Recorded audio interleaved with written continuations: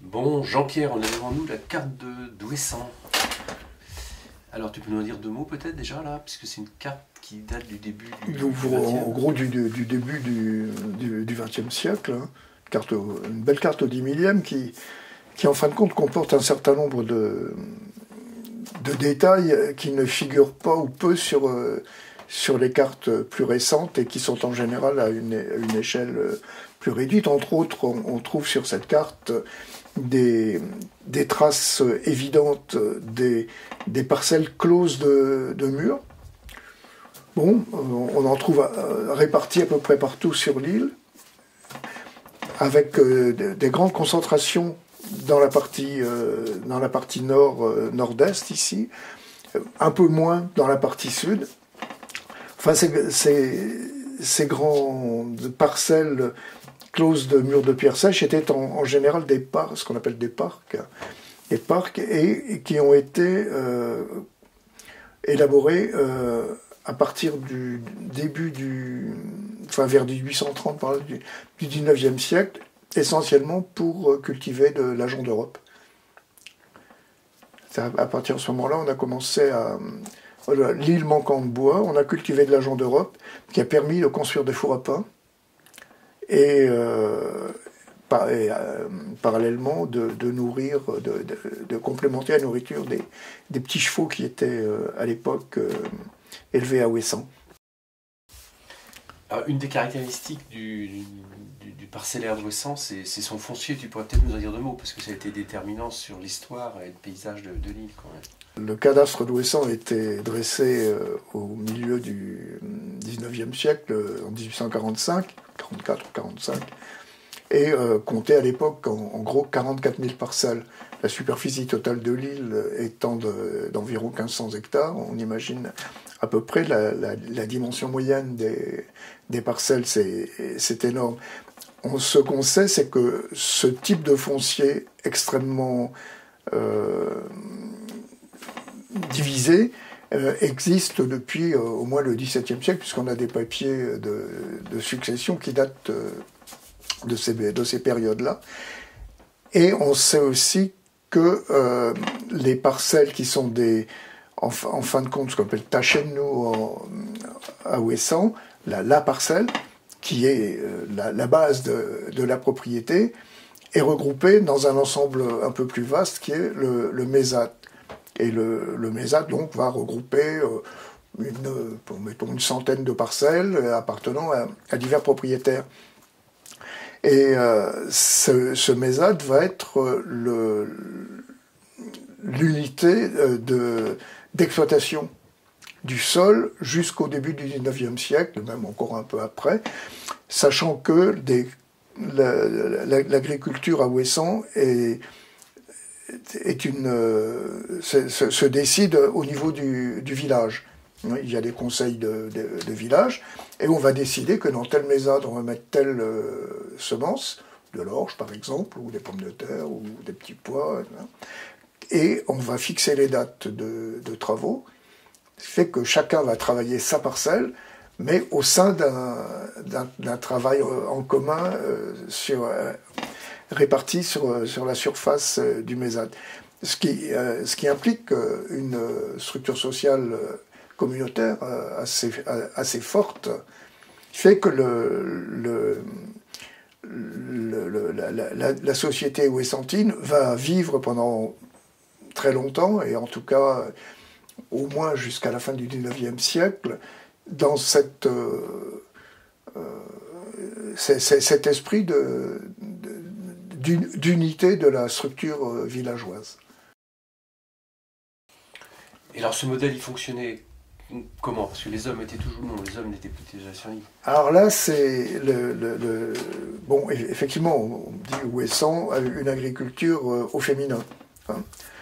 C'est vrai pour la période la plus récente. Toutefois, on sait que sous l'Ancien Régime et encore au début du XIXe siècle, le nombre de cultivateurs hommes n'est pas négligeable. Bon, moins important certes que celui des femmes cultivatrices, mais malgré tout, il y a encore à Ouessant une agriculture au masculin, si je peux m'exprimer ainsi. Ce qui va se passer dans le courant du XIXe siècle, c'est que la population va croître de façon importante, d'environ 1500 habitants à la fin du XVIIIe, on va passer à presque 3000 au début du XXe siècle, et que la surface de l'île, elle, pendant ce temps-là, reste stable. Donc on va essayer d'exploiter au maximum la superficie de l'île. Alors c'est compliqué parce que il y a d'un côté de l'agriculture, et parallèlement à cette agriculture, donc essentiellement céréalière à l'époque, cultive de l'orge.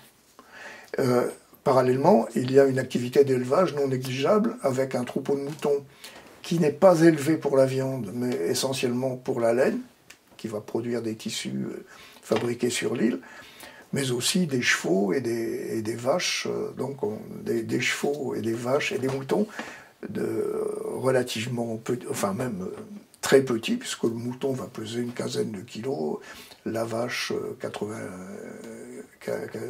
kilos, 160 livres, et les chevaux mesurent 1 mètre au garrot. Donc malgré tout, il y a quand même plusieurs centaines de vaches, plusieurs centaines de chevaux et entre 6 et 10 000 moutons qui pâturent sur l'île. En parallèle à l'agriculture, on va prétendre très vite que les moutons sont un fléau pour l'agriculture ouessantine, parce que pendant la période de dépaissance, de septembre à février, ils n'hésitent pas à monter sur les murs, à entrer dans les parcelles. Et bon. Donc voilà. À la fin du XIXe siècle, la population est donc très importante. Mais c'est aussi à ce moment-là que la marine, et notamment la marine de commerce, ouvre de nouvelles lignes, les empires coloniaux s'étendent et la vapeur tend peu ou prou à remplacer la marine à voile. La marine marchande ouvre des perspectives d'emploi et beaucoup de Ouessantins vont donc à cette époque-là être, je dirais pas contraints, mais parce qu'ils sont déjà marins quand même, mais vont profiter, disons, de cette circonstance pour s'engager dans la marine, et ce pour des périodes d'absence assez longues. Sur l'économie de l'île, ça aura un impact, je dirais, presque passif, c'est-à-dire que pendant leur période d'absence, ces marins qui sont à l'extérieur ne consomment pas sur l'île, et ce ne sont donc pas des bouches à nourrir. Et quand ils rentrent de voyage, moi je me donne une vieille amie ouessantine qui me disait, en se référant à une période de la fin du XIXe siècle, quand son père rentrait de navigation au bout de 2-3 ans, il rapportait quelques cadeaux, un pain blanc et éventuellement 1 mois ou 2 de salaire, quoi. Et à cette époque-là, il y a des pêcheurs, il y a de la pêche? Alors il y a de la pêche. Il y a de la pêche, mais Ouessant pâtit d'un manque d'abri. C'est l'époque où, enfin c'est l'époque qui va durer quand même assez longtemps, où quand le vent tourne, on change de mouillage. Hein, quand les vents soufflent de l'ouest trop fort, on va mouiller à l'est, et quand c'est le contraire, on vient mouiller à l'Empôle.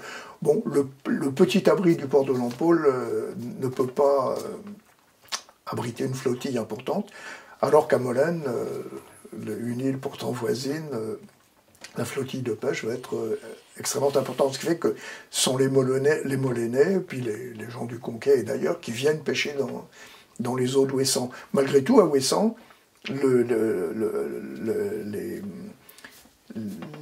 environs sont assez productifs en crustacés, entre autres. On a de la langouste, on a du homard. Fut une époque où même le crabe, on le rejetait à la mer. Hein. Et puis en poisson, ce qui fait qu'il y a quand même à Ouessant des marailleurs qui viennent régulièrement de Brest récupérer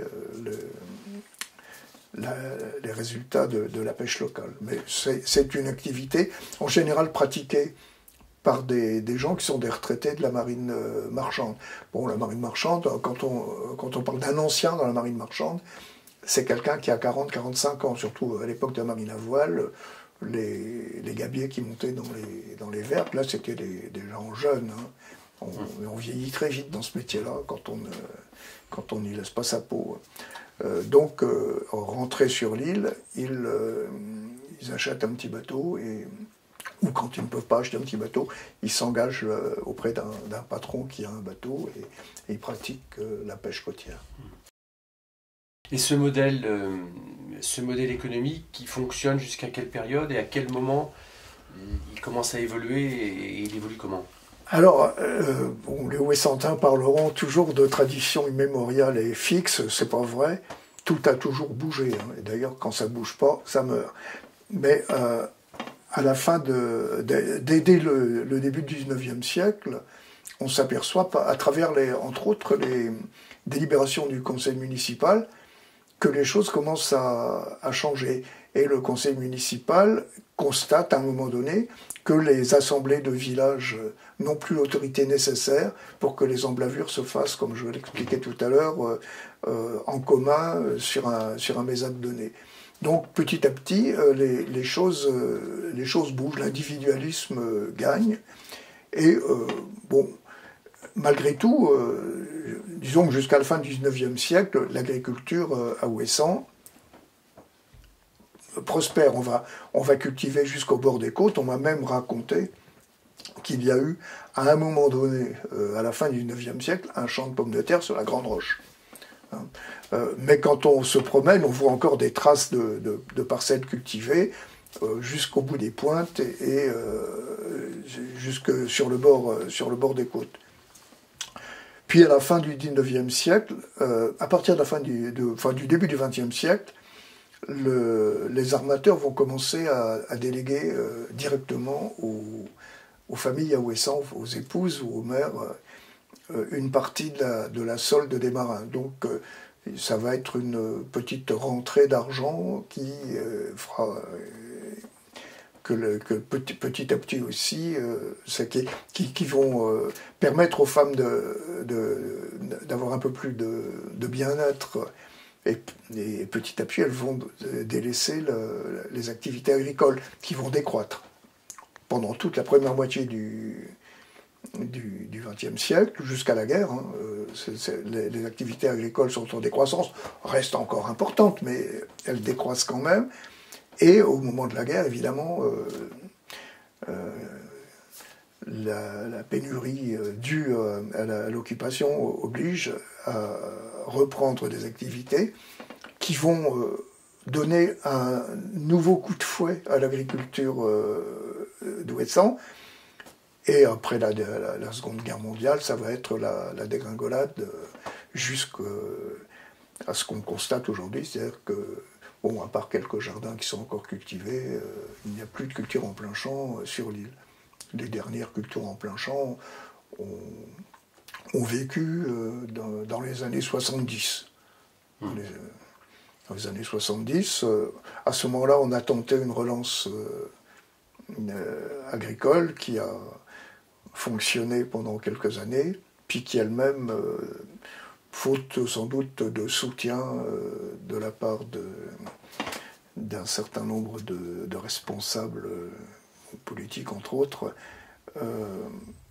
de soutien sur une période relativement longue, ça a fini par disparaître. Puis il y a eu à l'époque des invasions de lapins qui n'ont pas été non plus l'expérience à réussir. Et le tourisme commence à se développer à quelle période et sous quelle forme? Il y a eu plusieurs périodes. Le tourisme du début du XXe siècle existait à partir du moment où il y a eu un bateau fiable pour venir à Ouessant. Il y a eu quelques tours. Alors c'était quelques touristes pour venir sur l'île. Il y a eu beaucoup de tourisme intellectuel, de curiosité pour Ouessant, ce qui a entraîné d'ailleurs la venue à Ouessant d'artistes, d'écrivains. On sait que, par exemple, Breton, Soupeau venait fréquemment à Ouessant. J'ai moi-même rencontré un jour dans le bateau, dans la brume, une personne dont le visage ne m'était pas inconnu et à qui j'avais lié une conversation sur le vieil Inès. Et c'était Pierre Prévert qui me racontait qu'il venait là. C'était peu après la mort de Jacques, son frère, et il venait en pèlerinage à Ouessant, où, me disait-il, il était venu en 1936. Tu vois que Ouessant remue un peu les imaginaires de tous ces gens-là. Puis il y a eu les cinéastes, Epstein, entre autres, Grémillon ensuite, qui ont aussi fréquenté Ouessant. Mais le tourisme de masse n'a commencé que, disons, au début des années 70. Au début des années 60, il y avait... Ouessant était encore dans un bain culturel, disons, axé sur la tradition. Je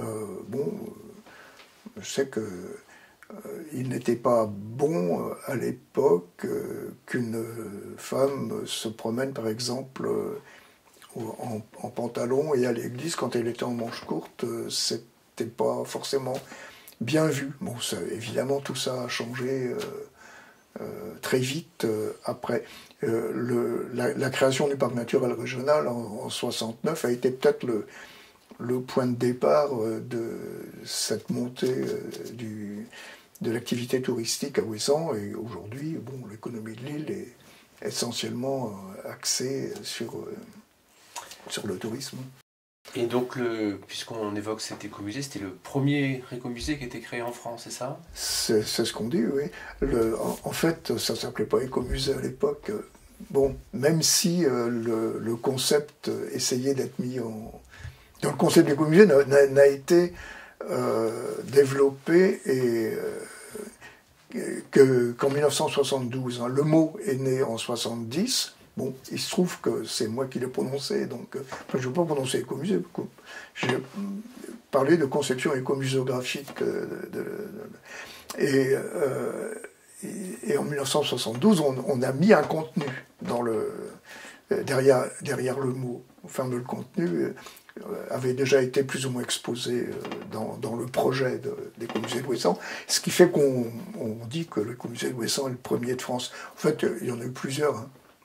L'écomusée de la Grande Lande qui était à peu près contemporain et c'est réalisé dans les mêmes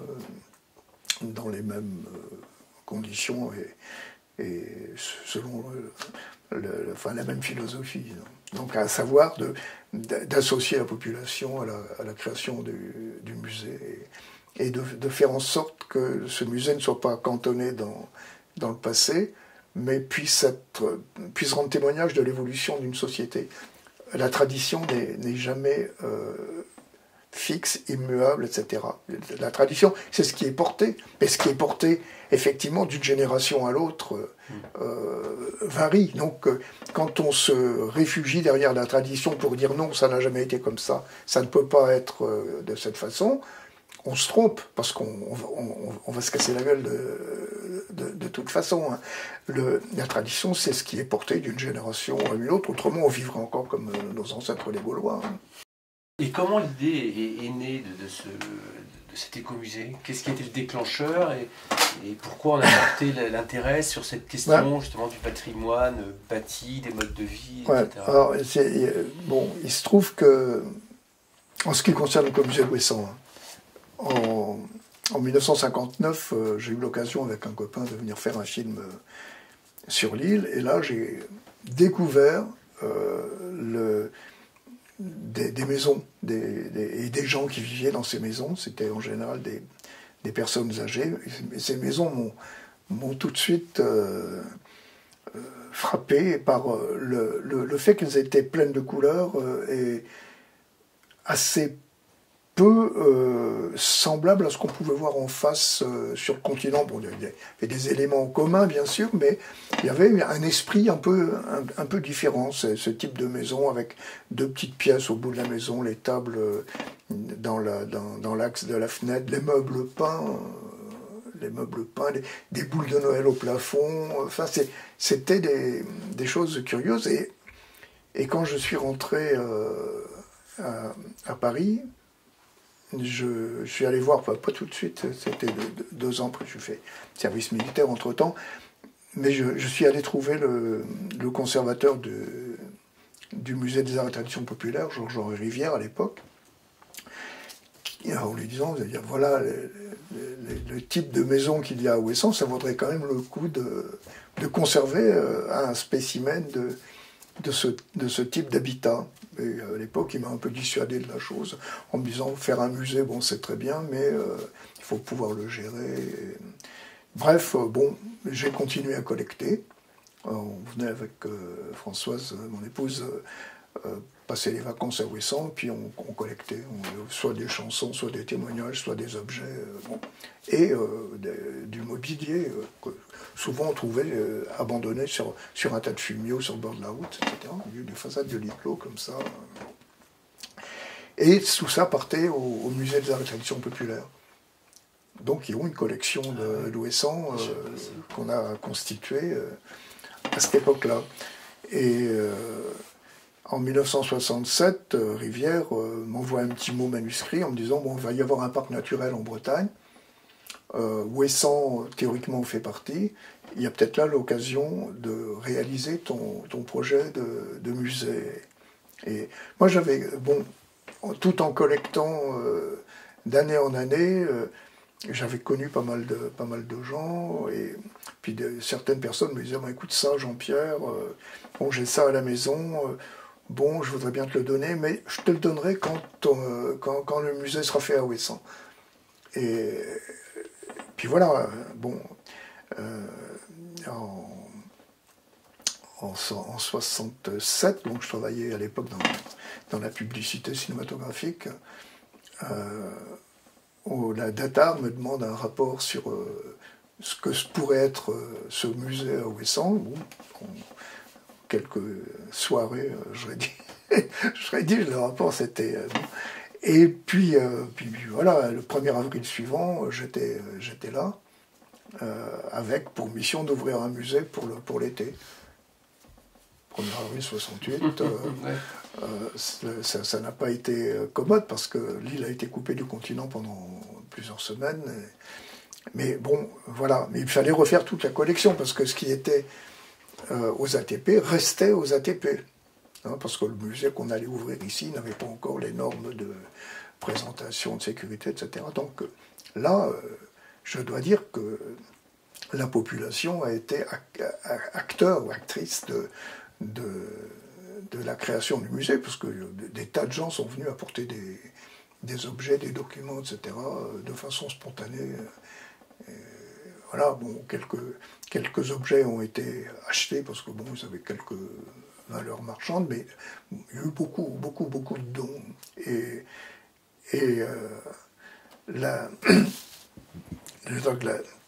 quelques jours avant l'inauguration, une de mes vieilles copines ouessantines me dit, tiens, mais écoute, le repas d'inauguration, tu t'en occupes pas, hein, on va faire. Et c'est donc, bon, on a acheté les ingrédients, mais ce sont ces gens-là qui spontanément sont venus faire la cuisine, organiser la chose. Et on a inauguré le musée. Là, on a inauguré le musée en prenant un repas dans le Penbro. On est dans les années 70, quoi. Voilà. Là, c'était en 68. Ouais, c'est ça. Ouais. Donc, c'est intéressant, ce jalon, à partir finalement du musée, et l'île commence à s'ouvrir véritablement sur le tourisme. Et ça va avoir des conséquences. Ça va avoir des conséquences oui, qui vont se faire de plus importantes d'une année sur l'autre. Bon, il n'y a pas que ça, hein. Il y a aussi le fait que la marine marchande recrute moins, que bon, il y a tout une addition d'éléments qui font que la société ouessantine va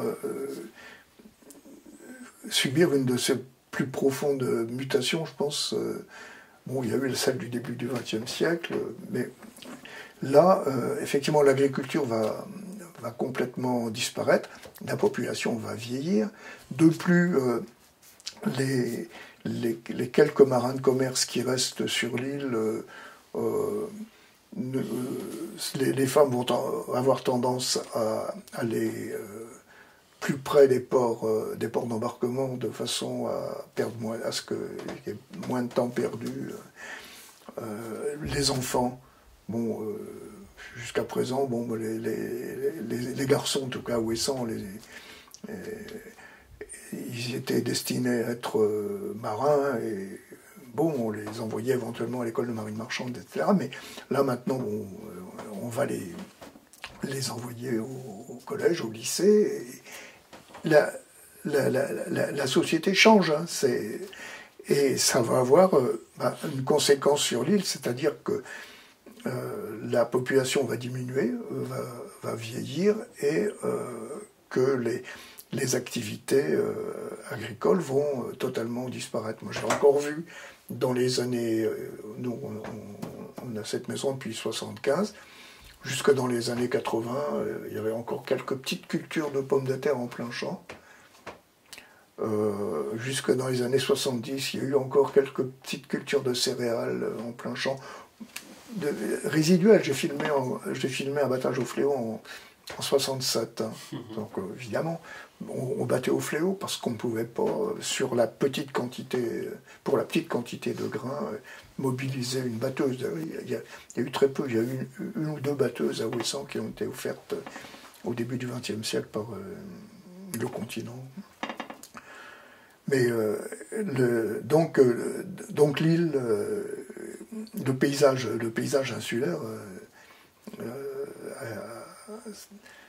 c'est complètement modifié, alors qu'on voyait encore très bien les traces des parcelles dans ces années 70, 80, 90 encore. Là, aujourd'hui, il faut vraiment deviner derrière des herbes hautes où sont les parcelles de culture. C'est bon.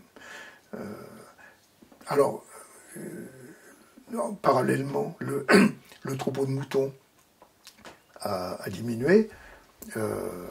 Donc, la dernière fois aux moutons, on parlait de 250-300 moutons maximum sur l'île. On se demandait d'ailleurs s'il y aurait encore une foire aux moutons cette année. Quoi. Bon.